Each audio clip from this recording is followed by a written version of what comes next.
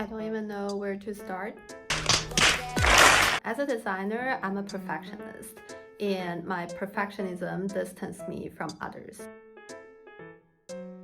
My inner self will be screaming, I want to look polished and pixel perfect like I always do at work, and oh my gosh, I definitely don't want any of my coworkers see me sweating in the gym without any makeup. Also, I need to share my heliophobia symptoms with you guys. I might be exaggerating, but ever since I heard that UV can damage the skin, I would do anything I can to protect my skin from the sun. Hey guys, this is my outfit when I'm outside. I think I'm pretty recognizable, so if you ever catch me in the street, come say hi. Yay! Yeah, I wear face masks with a different purpose, not to protect against COVID, but the sun. Hey guys, welcome back to my channel. I'm Soy, a UX designer at Google. Don't get me wrong, I love UX design and I geek out about design stuff all the time. But you know, no job is perfect, and I want to demystify some of the miracles and Cinderella stories about becoming UX designers and tell you some of the brutal facts about UX design. Everything I'm going to share is just my personal opinions and might not be representative of the whole UX community. So don't come at me, bro. And a little bit about me. On my channel, I am dedicated to career development and job interviews. So if you're interested in this content, make sure you hit the bell button and subscribe to my channel so that you won't miss my future videos. I'm also offering one-on-one career coaching to help you nail your next job interviews. So if you're interested in getting more career advice, want to do a mock interview, or just talk about career development in general, feel free to use the link down below to book a session with me. If you're a designer or are interested in becoming a designer, I'm sure you have heard that one of the most important qualities of a designer is to walk in users' shoes. You just got to walk in their shoes. Designers are expected to have strong user empathy and fully understand users' motivations, pain points, and needs to inform their design decisions. And we have been brainwashed for so long that user empathy is at the heart of design. I'm so deeply rooted in this principle that I have developed strong empathy, not just for work, but also for life. For example, I am a very good listener who always puts other people's needs first, and many of my designer friends are super nice people who are always kind and are always fully presented in conversations. That's why I hear all good things from others about how comfortable it feels making friends with designers.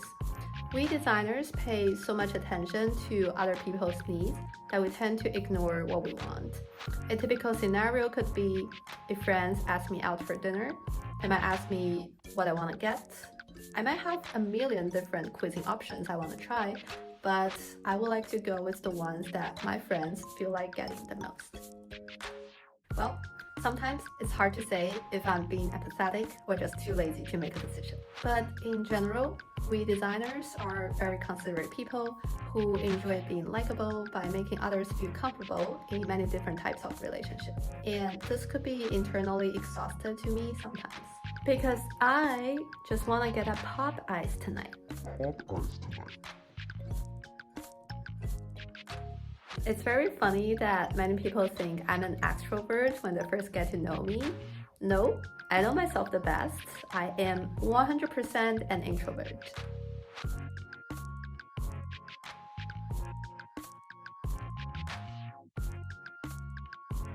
I don't need to take any personality test because the second half of the sentence describes exactly who I am.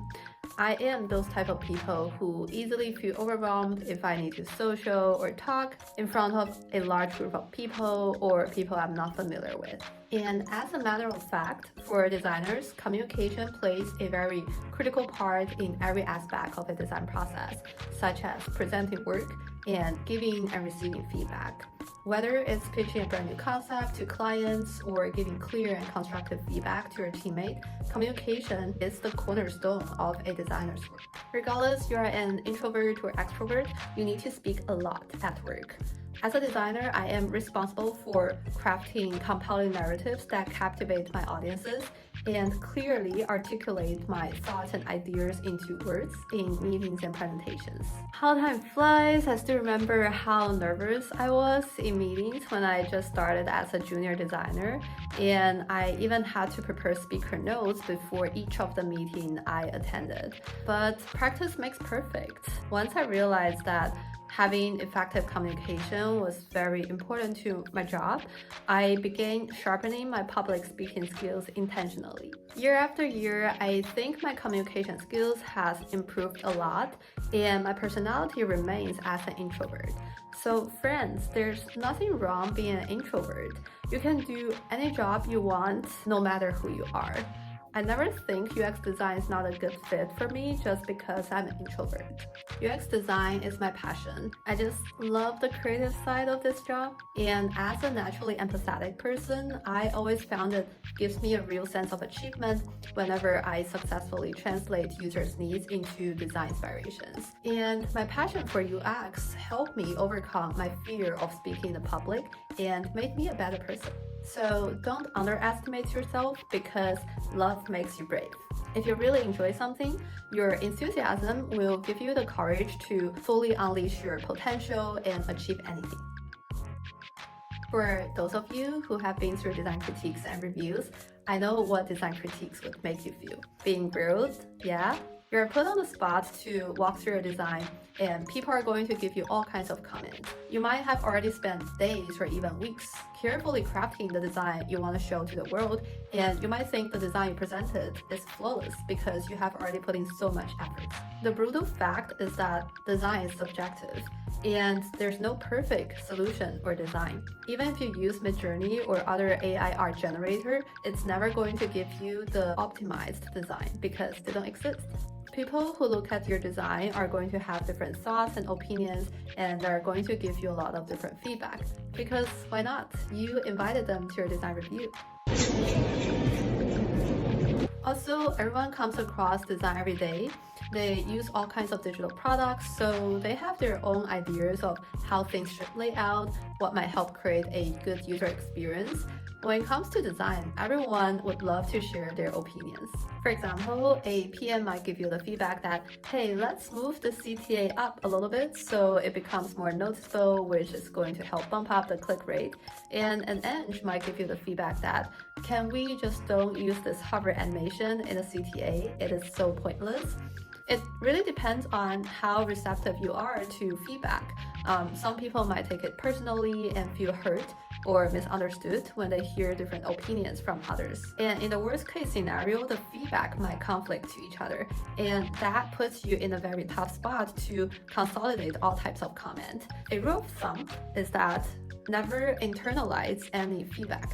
Don't let criticism hurt your feelings, because remember that you get paid to get feedback. Feedback is important for designers as it provides an alternative perspective, advice, and critique to help them grow their next design work. As a designer, you need to parse through different information to figure out what is a valuable feedback and what is just an opinion. And you really need to learn about how to defend yourself and advocate for the user if you think your rationale makes the most sense. It's no longer a secret that a designer might be super busy in lots of meetings in their day-to-day. There are many different types of meetings that need a designer to either attend or facilitate. For example, design workshop, the design reviews, and design handoffs, etc. In stereotype, many people would assume that a designer would spend most of their time in Figma, creating mocks and pushing pixel. Friends, that's such a big lie. I would say 70% of my time is spent in communication, and I have on average 3 to 4 meetings every day. While it's great that our cross-functional partners are so inclusive, they care a lot about what designers think, that's why they invited us to lots of meetings, it's also a little bit challenging for us to find focus time to complete actual design work. So time management is definitely an essential skill that every designer needs. There are many things you could do to prioritize meetings and get things done.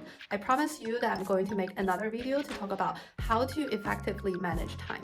In this video, I just want to give you a sense of how many meetings a designer would involve in their day-to-day to show you some of the facts about working as a UX designer. If you stay up to this point, thank you so much for watching. If you think this video is helpful or fun, please give it a thumb up, and I'll see you guys next time. Bye.